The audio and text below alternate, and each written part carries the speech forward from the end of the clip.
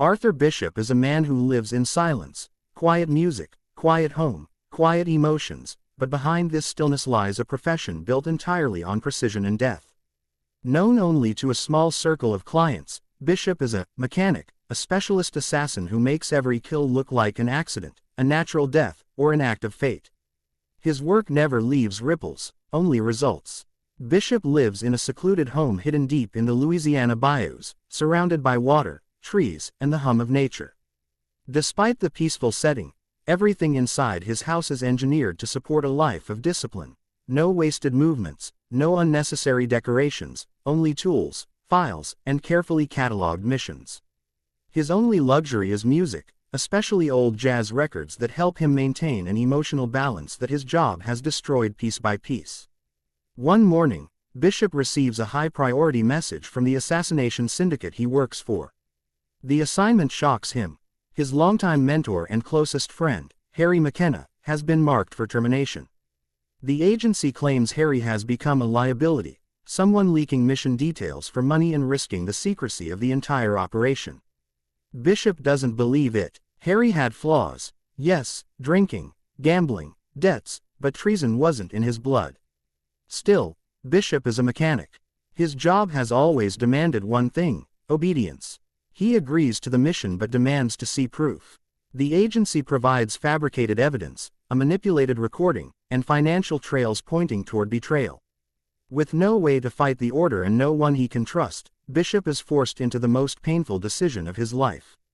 In a moment heavy with guilt and loyalty, Bishop carries out the task with his trademark precision, staging the death as a carjacking gone wrong. Even though the kill is clean, the emotional wound is not. For the first time in years, Bishop's hands shake. Days later, he attends Harry's funeral, standing at a distance, unnoticed. That's where he sees Steve McKenna, Harry's estranged son, a rough, impulsive young man with bitterness carved into his expressions. Steve feels swallowed by grief and confusion. He knows his father was no saint, but he refuses to accept the randomness of his death. Driven by anger, he starts hunting for answers, not realizing he is walking straight into Bishop's world.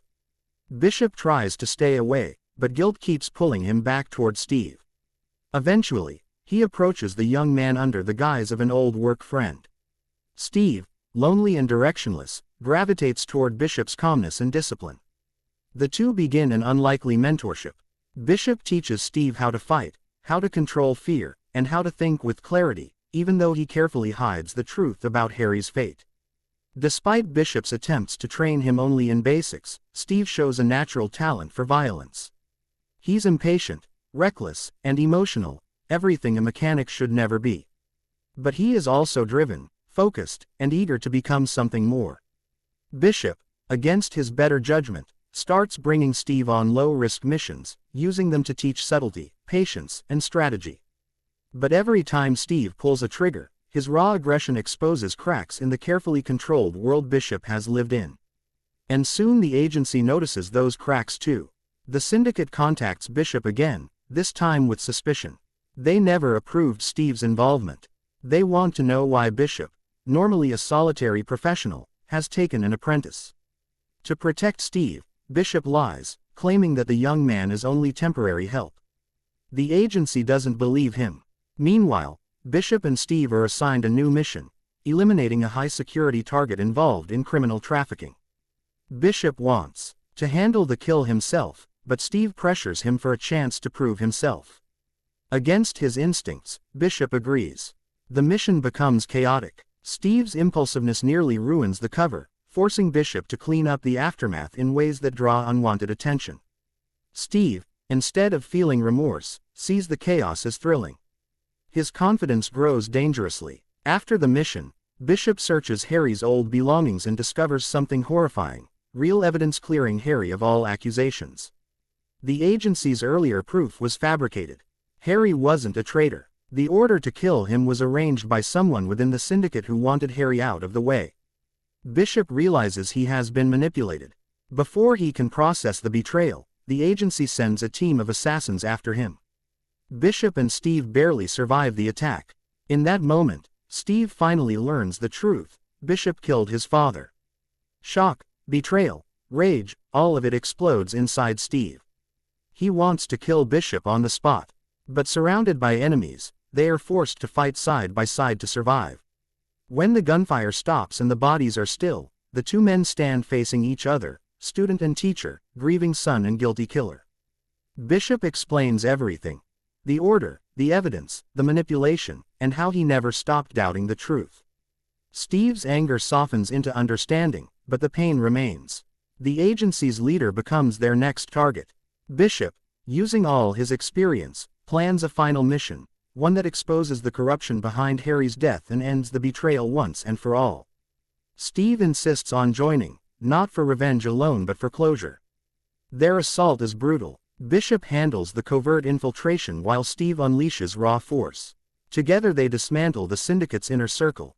In the final confrontation, Bishop finds the man who ordered Harry's death, a power-hungry executive eliminating anyone who questioned him. Bishop delivers justice with calm precision, ending the chain of corruption that stole Harry's life. With the agency destroyed and their names off its records, Bishop and Steve return to the bayou. But peace between them is fragile. Steve still carries the weight of his father's death. Bishop knows he cannot erase that pain. The two men share one last drink, quiet, heavy, unresolved. Later that night, Steve discovers something unsettling. A file hidden in Bishop's safe. Records of Harry's assassination, all written in Bishop's handwriting. Realizing the truth again, raw and undeniable, Steve snaps. The wound reopens, and vengeance floods in. Steve tries to kill Bishop, rigging his car with explosives, using the same techniques he had learned from him. The plan appears successful. The car explodes. Steve believes he has finally avenged Harry. He returns to Bishop's house, confident in claiming the identity of a mechanic. But inside the home, he notices small details, missing tools, unexplained gaps, a turntable spinning with Bishop's favorite record, signs that Bishop anticipated everything. Suddenly, the house detonates. Bishop had re-rigged it, turning the entire place into a trap, one final lesson for his apprentice. Steve dies instantly. Miles away, Bishop drives off in a different car, alive, calm, and composed. He listens to the same jazz record that has followed him through every kill. His face reveals no joy, no triumph, only the familiar emptiness of a man whose life is built on precision, regret, and the quiet understanding that in his world, no relationship survives. Arthur Bishop disappears into the shadows once more, a ghost among assassins, the last mechanic still standing.